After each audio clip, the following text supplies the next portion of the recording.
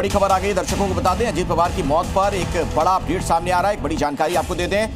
कई तरह की अब चूंकि थ्योरी सामने आ रही हैं, तो उसी से जुड़ी ये एक नई जानकारी है।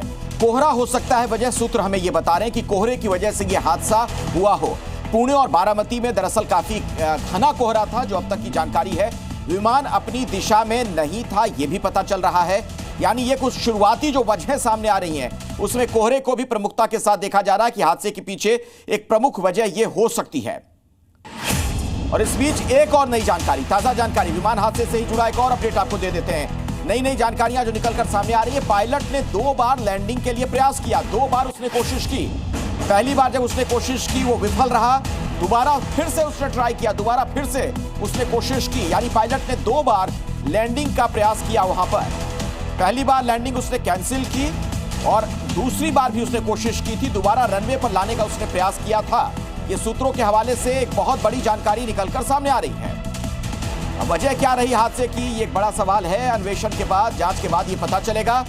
लेकिन ये भी एक बड़ी अहम बात है, पहली बार लैंडिंग की जब उसने कैंसिल की, दोबारा फिर प्रयास किया गया और हादसे के बाद ये विमान पूरी तरीके से जल गया। वो तस्वीरें भी आप देख रहे हैं। हादसे के बाद वो विमान का अगला हिस्सा है पूरी तरीके से जलकर खाक हो चुका है। ब्लैक बॉक्स की तलाश की जा रही है। बहुत दूर तक ये विमान का मलबा फैल गया था, यानी जो उसमें विस्फोट हुआ उसके ईंधन में, उसकी वजह से इतना जोरदार धमाका हुआ कि दूर दूर तक ये मलबा फैल गया था। और देखिए घटनास्थल की जो तस्वीर है, उसमें साफ आप देख सकते हैं कि विमान का सिर्फ पीछे का जो हिस्सा है वो नजर आ रहा है। आगे का हिस्सा पूरी तरीके से क्षतिग्रस्त हो गया, जलकर खाक हो चुका है। ये देखिए तस्वीर आपके सामने घटनास्थल की।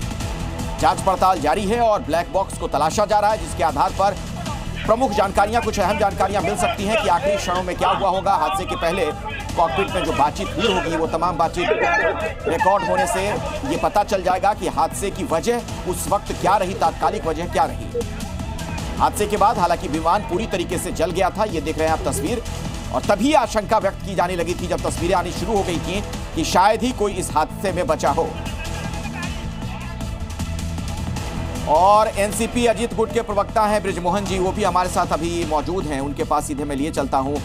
बहुत ही ये शोक का वक्त है बृजमोहन जी, सभी के लिए, भारतीय राजनीति के लिए एक बहुत बड़ा नुकसान। कैसे याद करते हैं आप अपने नेता को अभी? अजीत पवार जैसा राजनेता, मैं सोचता हूं कि अभी उनकी तुलना अगर मैं करूं तो ऐसा कोई राजनेता मुझे भी नहीं दिखता जो अपने कार्यकर्ताओं के लिए, अपने समर्थकों के लिए और प्रदेश की जनता के लिए इतना संवेदनशील हो। उनके बारे में कहा जाता था कि वो वायदे और इरादे के पक्के राजनेता हैं। अगर किसी से वायदा करते थे तो उसको पूरा करते थे, और यदि वो मन में कोई चीज ठान लेते थे तो फिर उससे पीछे नहीं हटते थे। ऐसे नेता बहुत कम है। और सबसे बड़ी बात यह थी कि राजनीति के साथ ही साथ उनकी प्रशासनिक दक्षता और वित्तीय